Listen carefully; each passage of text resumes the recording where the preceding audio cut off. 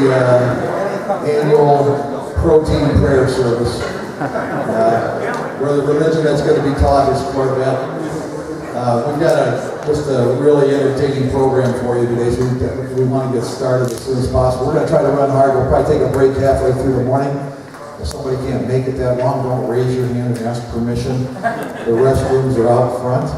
And just go ahead and we're going to try to run this pretty loose. I've asked the panelists to interrupt our speakers at any time to add any color that they thought might be appropriate or maybe inappropriate. I don't see our host, Terry. I see members of the staff here, but I want to thank him again for hosting this event. This is no minor inconvenience for him, but thank you, Terry, for letting us all come back here and share your wonderful facilities. Before I introduce the panelists, I want to acknowledge a few people that have brought properties here for your entertainment and education. First, Dave Burrows, who needs a precious little introduction in this circle, but he brought that wonderful 67 L88, which still happens to possess its original heart, the original L88 motors in that one. So thanks, Dave. Sitting with him, Corvette collector extraordinaire. He shared properties with us last year, didn't join us, but his cards were here and much appreciated. He's got a pair of L88 racers in front that are just impeccable. Thank you for bringing them and sharing them with us, Chuck. And finally, Dave Miller, who owns the ZL1 placeholder here. And Dave is the reason that this seminar is taking place. Dave's from California. He's an avid drag racer. And he saw this article and thought, wouldn't it be neat to try to see if we could find this car and make one.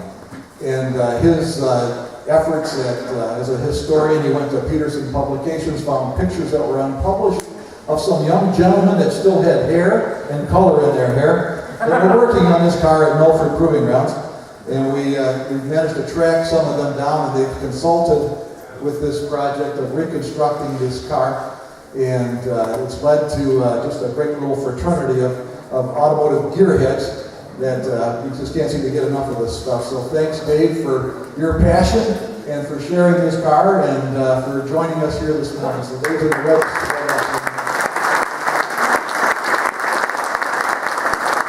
I think we've got one of the foremost panels one could ever imagine here. We've got I don't think any of these guys will need an introduction, but I'm going to start with Ken KAYSER on the end.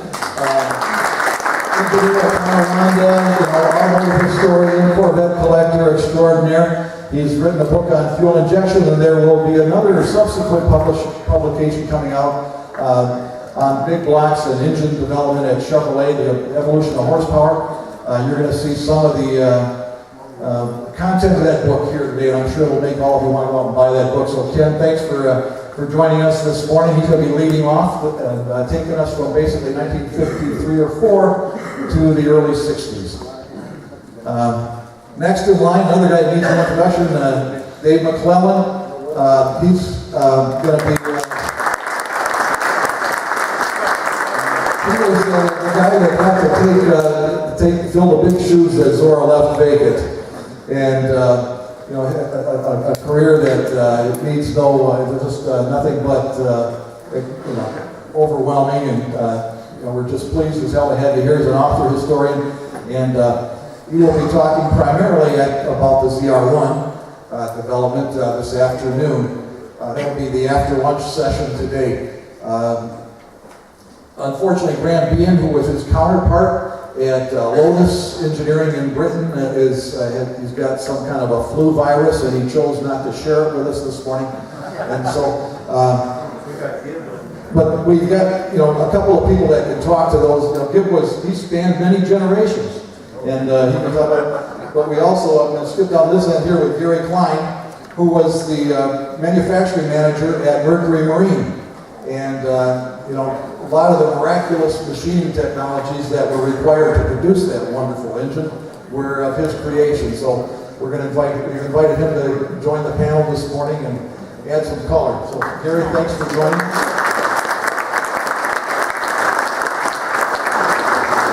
All Denny Davis. You're going to see his name a lot this morning on some of the ECRs that are being put up on the thing, but he started at GM as a GMI co-op student, and had the good fortune of working in the Chevrolet High Performance Group in his prime years, in the late 20s.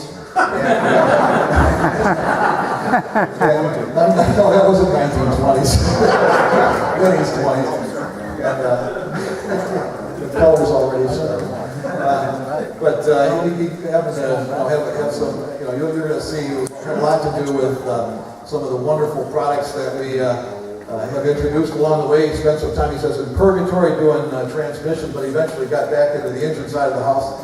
And he got to actually work on one of our most favorite engines, the C-Spire engine, crossfire injection, wasn't it? He always loved that name, crossfire. Anyway, next to him is... I am standing up. I'm going to step out of order here a little bit and introduce Bill Howell.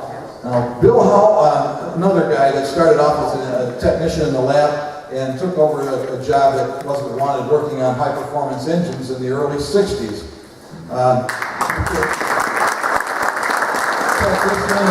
Engineer, and I think the most appropriate title that Bill should have held is bootlegger.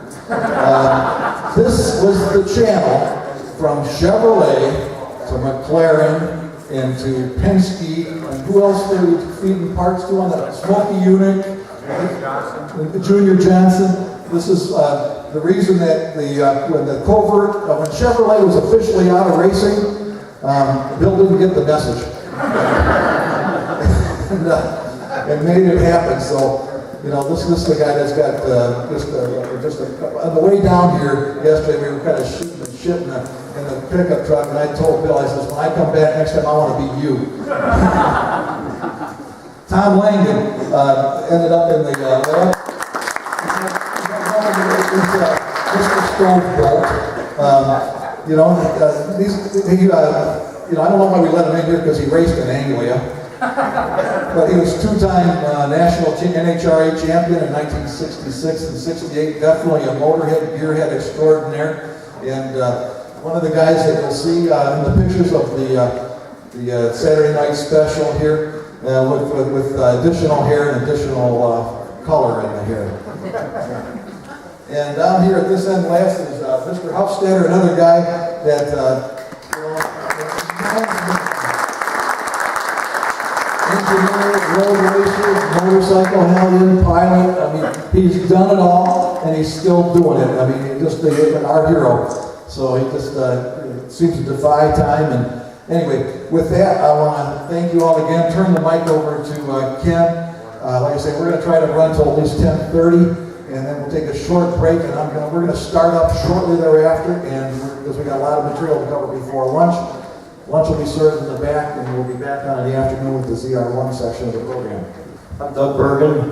I had 3 Corvette race cars at my time, and I had 2 drivers by the name of Bob Johnson. One was from Columbus, and one was from Marietta. And both have passed away. Bob from Marietta was my best friend. Bob drove not only for me, but he went on to drive for John Greenwood many races. And during that time, I crewed for John Greenwood for about 15 races, including Le Mans. And I looked through all the things that Bob left me, and I found a driver's suit that Bob wore when he drove number 49. And I'd like to present it to Chuck.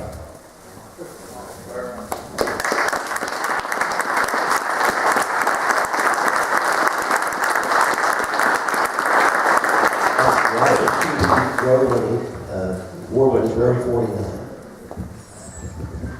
Well, I can't thank you enough, Doug. This is the first I ever met Doug, and it turns out we have some mutual friends in Columbus. And when he told me he's from Marietta, I have property in and around Marietta, so it's truly a small world. And again, Doug, I just can't thank you enough. Thank you.